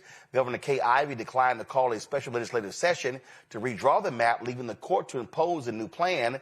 While this change shifts voter demographics in the area, it is not expected to affect the Republican supermajority in the Alabama Senate. In North Carolina, a 3-judge panel in North Carolina recently heard arguments regarding a lawsuit challenging the state's new congressional maps. The lawsuit alleges that Republican lawmakers redrew the district lines to dilute black voting power, specifically by dividing a long-standing black opportunity district in eastern North Carolina, that's the one Don Davis has, in order to secure an additional GOP seat. Deborah Dix Maxwell, president of the North Carolina NAACP, highlighted the urgency of advocating for federal representation. Legal experts indicate that the plaintiffs will need to demonstrate intentional racial bias in the process of drawing the maps. With the candidate filing deadline approaching on December 1st, a court ruling is expected soon. Greg, I want to go back to the Alabama Senate map. Mm-hmm. And this is what I kept trying to explain to people, why that Louisiana case is so important. And if the Supreme Court rules in favor of the plaintiffs and they say race can't be used, what that is going to unleash, it is going to unleash potentially 12 to up to 30 CBC and Latino seats wiped out. But it's going to then be cascading downward. It's going to impact state races as well, local races. And we're seeing right here in Alabama, again, federal judges and a Supreme Court rule creating the opportunity district that Shamari Figures is in. Now you're talking about this right here. Look, the supermajority in Mississippi was broken because a federal judge ruled that black folks were being screwed over. So the reality is that black power in the South is on the precipice of being wiped out because these right-wingers want to destroy Section 2 of the 1965 Voting Rights Act. No, they absolutely do. But, you know, it is interesting, isn't it, Roland? None of this is written in stone. None of it is written in stone. Certainly, it's very encouraging to see the 3-judge panel in Texas, as you've been reporting, say that this is a racial gerrymander. Of course, it's now going to go directly to the Supreme Court because in those instances, you have 2 district court judges and 1 appeals court judge that make those rulings when it comes to an issue like gerrymander, and then it's going to go straight to the Supreme Court. But, of course, the fact that you had both a Trump appointee and a Reagan appointee as 2 of the 3 judges in Texas really gives some encouragement. And the fact that this is a Trump appointee in Alabama certainly sends a message. All of those judges that Trump appointed, he didn't know any of their names. He wouldn't pick them out of a lineup. He was given lists by the Federalist Society. And that should give us a little bit of encouragement because these are judges that have been vetted by that right-wing think tank, that right-wing nasty piece of work, Leo and his crew. So for them to say this, it may very well be signaling that they've taken and gone a bridge too far. Now, certainly we don't hold out a whole lot of hope for the MAGA 6 on the Supreme Court as it relates to the case, as you say, in the Supreme Court gerrymander case that is now before the court. However, the Louisiana case, Calais. However, it could very well be that they may apply the brakes, if for no other reason than if you completely destroy Section 2 of the Voting Rights Act of 1965, they've got to know that this may very well become an issue in the midterm elections and it will become an issue that could ultimately lead, if the Democrats can capture the House, capture the Senate, and capture the presidency 2 years later, to expanding the number of people on the court. I think if we look back in 2 years and see such a thing begin to be in the pipeline, a great deal of it will be because these decisions that are coming out now.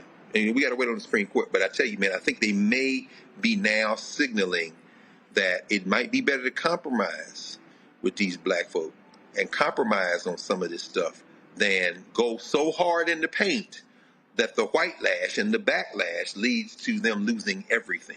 So it is a very interesting development today.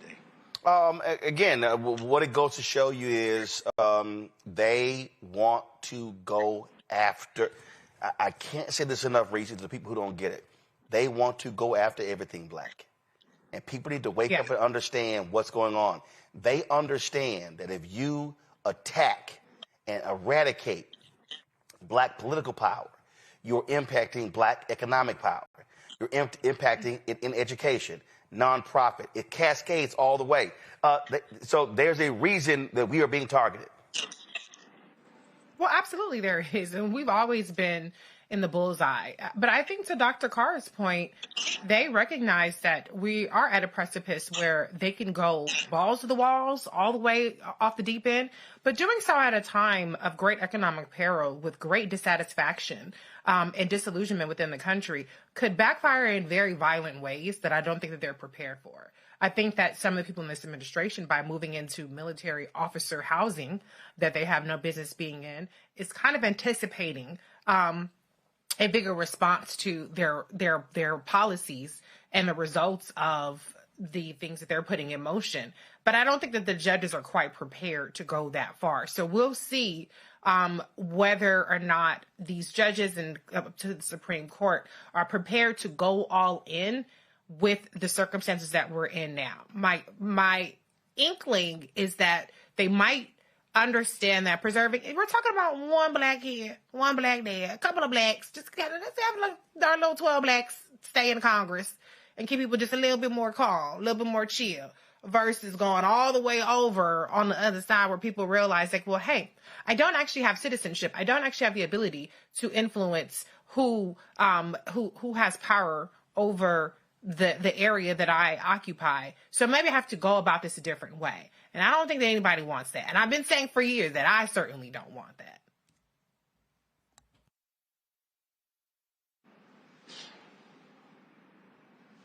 Boy.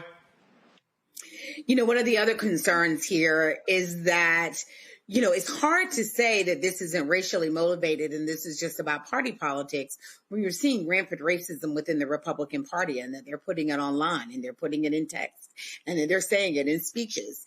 It's really hard to say that. I mean, there's a record here of motivations. And so no matter what they might, say in polite company, we understand what's being said, really for the record, for us all to see. And many judges don't want to be a part of that. I think there's also a real concern that we are under a threat to our democracy and that there have to be checks and balances. And that when you vest in all one party and you allow one party to completely take over, that what you do is you create a scenario where what's good for the goose is good for the gander. So next time you can see Democrats doing the exact same thing and courts having to uphold it because that's been the law before. So I do think that there are some real, concerns here that a court must look at.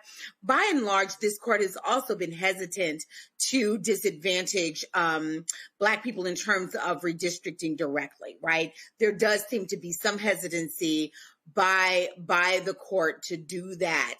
And so we'll see that with us, this traditional group, when they're seeing that there is a real targeting of us, that there might be some pause. Certainly we've seen it at the lower court level. I think that hopefully we will have a better outcome than we've seen in the past at the Supreme Court level. But Republicans should know that whatever happens that they're able to do. Democrats will be able to do the same. And we do not want, as Reese said, this kind of pendulum swing. And I think that they are anticipating that people are going to be very upset about this. Yeah. As Greg Carr said, it's not a fait accompli. You got to vote in the fall. There you go. That's what we always say constantly. Quick break. We come back. Marketplace right here. Roland Martin Unfiltered on the Black Star Network.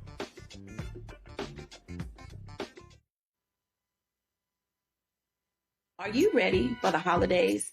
This week on A Balanced Life with Dr. Jackie, we're talking about all things anxiety and the holidays, whether it's performance anxiety, presence versus presence, making certain that everybody in your space understands the boundaries and how to respect your home. This week, we're talking about those things that will allow you to have a peaceful holiday season. It really is not about perfection. It's really about the house feeling warm and cozy and peaceful. You don't have to like everybody, but what you can do is be cordial in those environments. That's all this week on A Balanced Life with Dr. Jackie here on Black Star Network.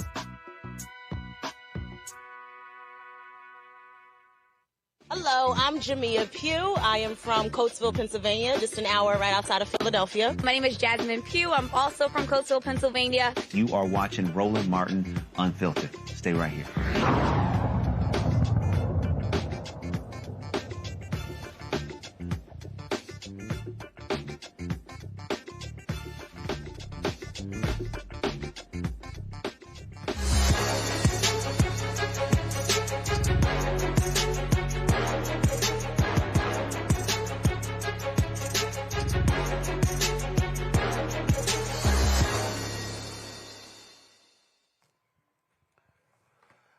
Thanksgiving is next week, but y'all already know Christmas stuff is already out. Tonight we have some holiday cheer with Christmas in Color. Becky Goodlow, the creative owner behind this vibrant brand, offers culturally inspired decor that brings warmth, joy, and representation to your celebrations. Becky joins us from Atlanta. Becky, how you doing?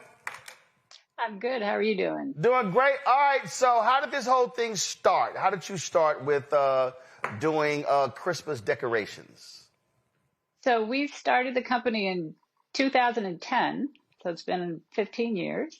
And we started because we couldn't find any decorations for our own house that had brown skin. And we had two nutcrackers, actually 3-foot tall nutcrackers that were a gift from a friend of my parents. And we had them in our Christmas card photos for a couple years in a row. And every year people would call us and say, where'd you get those? Where'd you get those? And so we thought, well, maybe we should be selling them. So that's how we started, was with the idea of helping other Black families have decorations that look like them. All right. So we look at these decorations, and I'm moving them actually over here. So you got, so first of all, let's make sure Megan Kelly don't see this segment because, she said Santa was undeniably white. So this here probably would drive her ass crazy, seeing a Black Santa. But you got the snow glow here. We got the Black Santa. We got some angels. So what else we got? So who are these brothers? So did you notice the Black Santa? There's one Black Santa. I don't know if you have that one. Hold on. This one I got here, and let's see, what is it?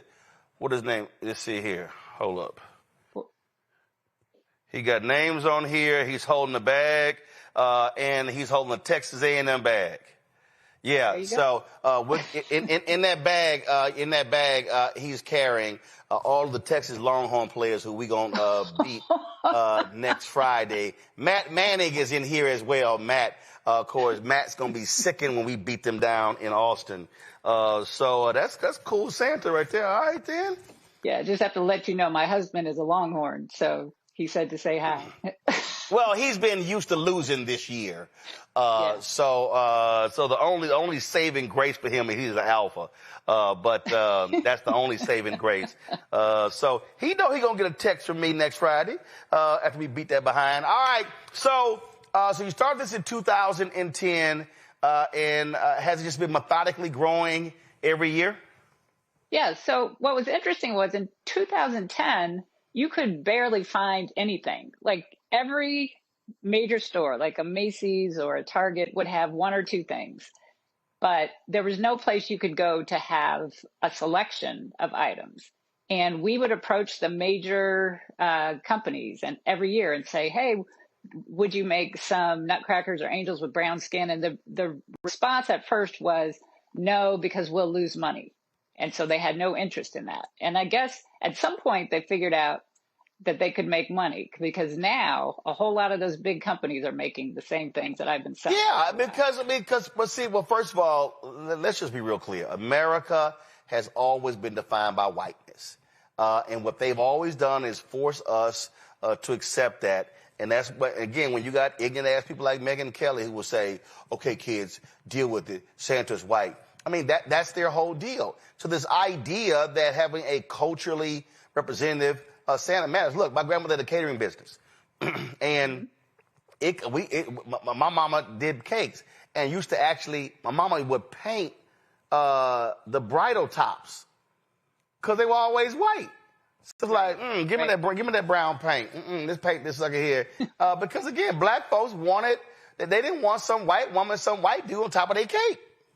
Right. So here's a great story. The first year that we ordered nutcrackers from a company that was willing to work with us and make ones with brown skin, we picked the white ones that they had on display and we said, make these with brown skin. And, we figured out the hair color, all of that.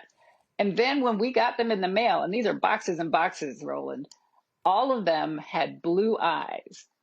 Oh, hell no. Didn't even occur to us that they wouldn't change the eye color. Wow. Right? So they were like, y'all ain't mentioned eyes.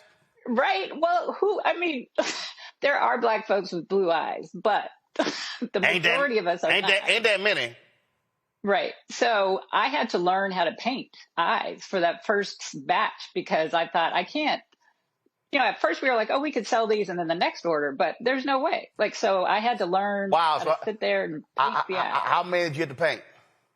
Oh, I would say that first order, which wasn't huge, but it was still, I would say, probably over 500. I bet you were sitting there like, God,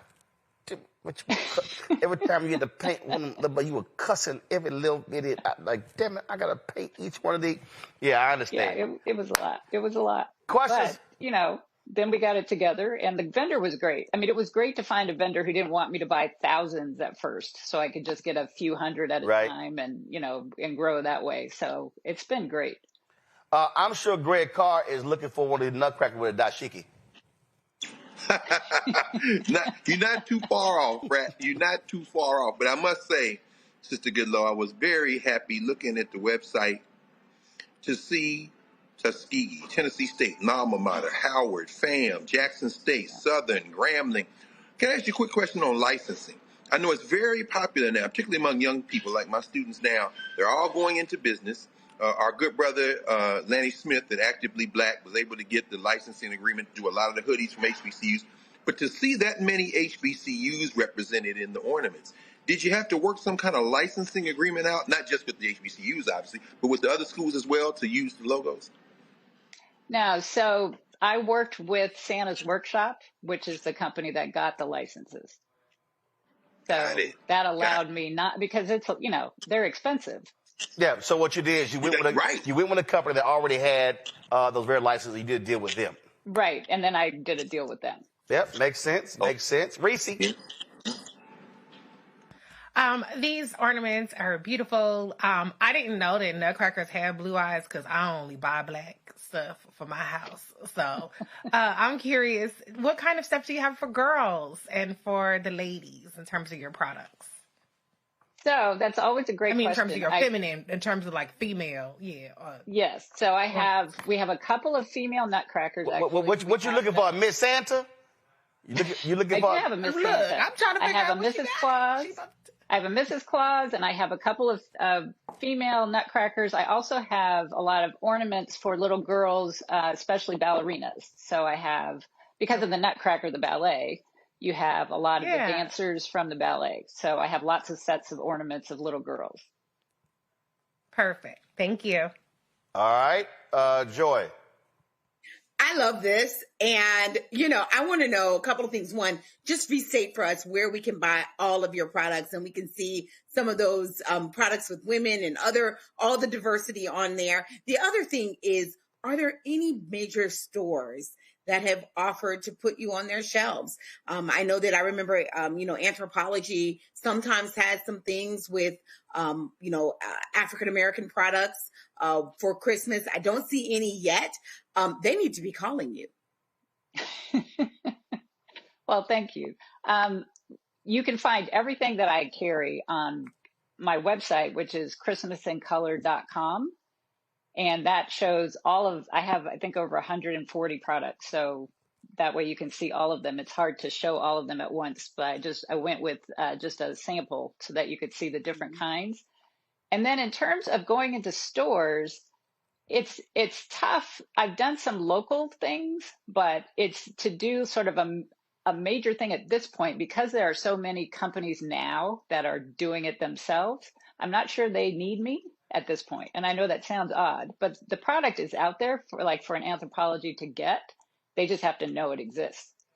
Gotcha. All right, then. Well, listen, folks, if y'all want to check out all of the products, simply go to shopblackstarnetwork.com. You will see these. Listen, y'all getting stuff. Look, you got angels and claws and Miss Claus. You got the lantern right here. You got the Nutcracker. This is absolutely fantastic. Y'all know we absolutely believe in supporting Black-owned businesses, and so what Becky is doing here is phenomenal. And so again, go to shopblackstarnetwork.com, shopblackstarnetwork.com to check it all out. We have them right there on the website. Christmas in color. And so, and in fact, y'all get gifts. Y'all can actually make this actually a Christmas gift for somebody else. And so y'all can hook them up. So y'all should go to the site now, buy the stuff down. So when y'all getting ready for Thanksgiving, some of y'all gonna be putting up y'all trees the next day or on the weekend. Boom, you can already crack all your stuff out and get ready for the Christmas season. Becky, anything else? I just wanted to say thank you for having me, and also thank you for doing this segment, because there's so many people who do want to shop with Black businesses. So it's nice to have a place to go to have actually a huge list of companies that are owned by Black folks. Well, that's why we started this from the beginning. And when we launched this show, we always had a marketplace segment to feature Black-owned businesses. And so that's why we're doing it. And that's the difference when you own it versus when you working for somebody else. That's right. All right. That's right. Thank you so much. I appreciate it. Thanks a lot. And tell your husband saw horns off. Saw horns off. But I will pass that along. Hey, Greg, husband, he's a fellow alpha, but I want him to be in immense pain the day after Thanksgiving. Oh, man. So I want to say, brother, y'all choose violence, man. Y'all be choosing violence down there in Texas. Yes. Saw horns off. Is that? Yes, saw horns off. Absolutely. So that's how we do it. All right, Becky, thanks a lot. Thank you. Take care. All right, then. That's it for us. I know it's some stuff I didn't get to, y'all. I still ain't dealt with that racist Nick Fuentes. We just had so much other stuff. But that bigot, he's going to be there for quite some time any damn way. So we'll deal with him. So we'll deal with that. So, Greg, tell us more about the conference. And I'm trying to remember, did I speak at that conference before? I was going through my stuff, and I know I spoke at a Black Educators Conference. I'm trying to think, did I speak at the Black Male Educators? I'm not sure, but go ahead. No, I don't think so. The Center for Black Educator Development, good brother Sharif El-Mekki here in Philadelphia. This conference, I forget now, maybe in like 14th year, but now over 1,000 folks, I mean, maybe closer to 2,000, convened at the Lowe's Hotel here in downtown Philadelphia. Women, men, but mostly male educators and young people too. A lot of young people here under 30. Tonight I was on a panel with Kamika Royal and Sharice Cheney, my man Ivory Tolson, who is our frat brother, editor of the Journal of Negro Education, talking about Black education. Dr. Leslie Fenwick talked about her book, Jim Crow's Pink Slip, which we talked about on the Black Table. A lot of educators here, man, and it's about recruiting more young people to be educators. So, in fact, this is their theme. We need Black teachers. This is the mantra. In fact, Roland, like I said, I've been going 1,000,000 miles a minute, but I saw a couple of the cats who teach the AP African American Studies course around the country. The last time I saw them was actually when we did the Black Table session, and they were like, "We're gonna do Black Table again." I was like, "Roland been telling me, man, we got to do it." He said, "We got to come together." So I'm gonna schedule them, and we're gonna do another session with them, the AP African American Studies teachers. But man, I tell you, everybody here, they like, tell Roland, Black Star Network is what we need. We're all supporters. We watch. Some of them watching right now, I guarantee you. So it's an annual thing. Next year, man, we got to get you up here. It's always right before Thanksgiving, that weekend before Thanksgiving here in Philadelphia. All right. Well, let us know. We'll think about it. Reese, what you got coming up on Saturday? We'll see. It's a lot going on. But I tell you what I have coming up every day. My Am I Tripping game and my Sounds About Right game. Since we talk about Black bitch. Yo, what? I hook it up for the holidays. Am I Tripping? This is the second edition. Oh, Am I Tripping? got it. Girl, and my Sounds About Right game. Look like some Rice Krispies. I'm like, what's she holding up? What? No. AmITrippingGame.com is where you can get my games, okay, for that holiday fun. All right, then. Well, Greg, Reese, Joy, I appreciate y'all being on today's show. Thank you so very much. Folks, that is it for us. It's a whole lot going on. We are staying on top of this. And again, our goal is very simple. That is to cover the stories and the issues that matter to our people. That's what stands out to us. That's what we do. That's why we do what we do. We're not here to ask anybody's opinion. We ain't asking them permission.